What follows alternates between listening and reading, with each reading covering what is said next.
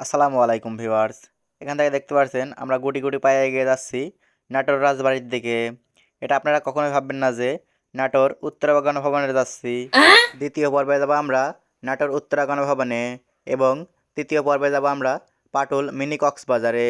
তাই অবশ্যই ভিডিওটি দেখার জন্য আমাদের চ্যানেলটি সাবস্ক্রাইব করে রাখবেন। ভাই রে ভাই, অনেক হয়েছে ন্যাকামু, এবার ন্যাকামুটি ছাড়ি। এখন চলে যাই মেন ভিডিওতে।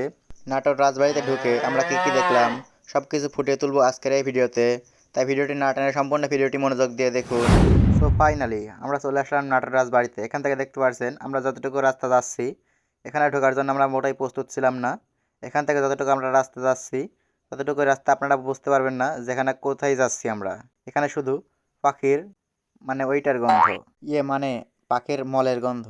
সো মেন জায়গায় আসার পরে আমার মাথায় নষ্ট, ওরে ভাই রে ভাই, এখানে একটা বিল্ডিং এবং দেখতে পাচ্ছেন আরও একটি বিল্ডিং এবং তার হাতের ডাইন পাশে একটি আছে বড়, অনেক বড় একটি খেলার মাঠ এবং ওই ওয়াও! পাশে আছে আরও একটি বিল্ডিং। এখান থেকে দেখতে পাচ্ছেন আমরা এই রোড দিয়ে আসছি। এই রোডটা হচ্ছে মেইন রোড। মেইন রোড দিয়ে আসার সময় হাতের বামে পেয়ে যাবেন একটি বাগান এবং সেই বাগানের মধ্যে আছে একটি মন্দির এবং বাগানের পাশেই পেয়ে যাবেন একটি উঁচু ভবন।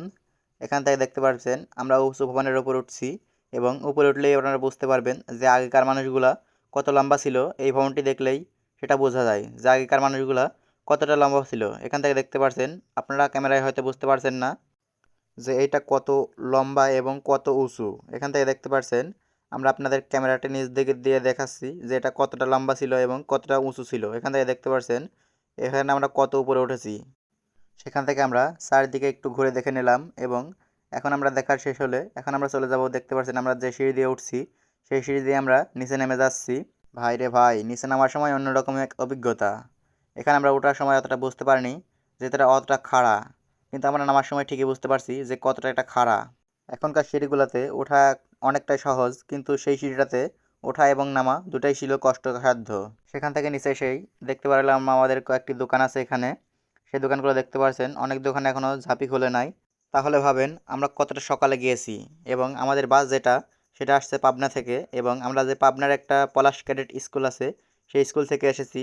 আমরা মূলত সেখানকার স্টুডেন্ট না, কিন্তু আমরা গিয়েছিলাম গেস্ট হিসাবে। আমরা সেখান থেকে কিছুটা কেনাকাটা করে নিলাম। সেখান থেকে আমরা আরও একটি পুরনো ভবনে চলে আসলাম। এই লোকেশনটা আপনাদের দিয়ে দেই। সেটা আসলে কোন দিকে আছে আমার নিজেরও অজানা। আমি সেখানে প্রথমবার গিয়েছিলাম এবং ভিডিওটাও অনেক আগে রেকর্ড করা। আমার অলসতার কারণে ভিডিওটি এডিটও করা হয়নি এবং আপলোডও দেওয়া হয়নি। তাই আপনাদের প্রপারলি লোকেশনটা দিতে পারলাম না, কিন্তু আপনাদের একটু আইডিয়া দেই। মেন গেটে ঢোকার পরে আপনারা যে খেলার মাঠটি দেখলেন, সেই মাঠের শেষে যে একটি বিল্ডিং দেখলেন, সেই বিল্ডিংয়ের সাথেই মূলত এই পুরনো ভবনগুলা। এখানে আসলে আপনারা অনেক ছোট ছোট রুম দেখতে পারবেন। এখান থেকে দেখতে পাচ্ছেন এটা রুম নাকি কবর, আমরা নিজেরাও সেটা জানি না। আপনারা যদি কেউ জেনে থাকেন অবশ্যই কমেন্ট করে জানাবেন। আমাদের অনেকেও জানার ইচ্ছা এটা কি। আমরা সেই ছোট গর্ত থেকে আপনাদের চারদিকে ঘুরে দেখানোর চেষ্টা করছি এবং দেখতে পাচ্ছেন উপর দিকে ক্যামেরাটি ধরলাম এবং উপরে দেখতে পাচ্ছেন আপনারা, এটা আমরা নিজেরাও জানি না যে এটা কী আসলে, রুম নাকি কোনো কবর। এখান থেকে দেখতে পাচ্ছেন আমাদের আরও একটি ক্ষুদে বিজ্ঞানী ভিডিও করছে। আমরা এটা অনেক গবেষণা করছি সেখানে গিয়ে, কিন্তু আমরা কোনোভাবেই কুলকিনারা পাইনি যে এটা কী। সো আজকের মতো ভিডিও এখানেই শেষ। এরপরের পার্টে দেখাবো উত্তরা গণভবন এবং তৃতীয় পর্বে দেখাবো পাটুল মিনি কক্সবাজার। ভিডিওটি দেখতে হলে অবশ্যই চ্যানেলটি সাবস্ক্রাইব করে রাখবেন। ধন্যবাদ।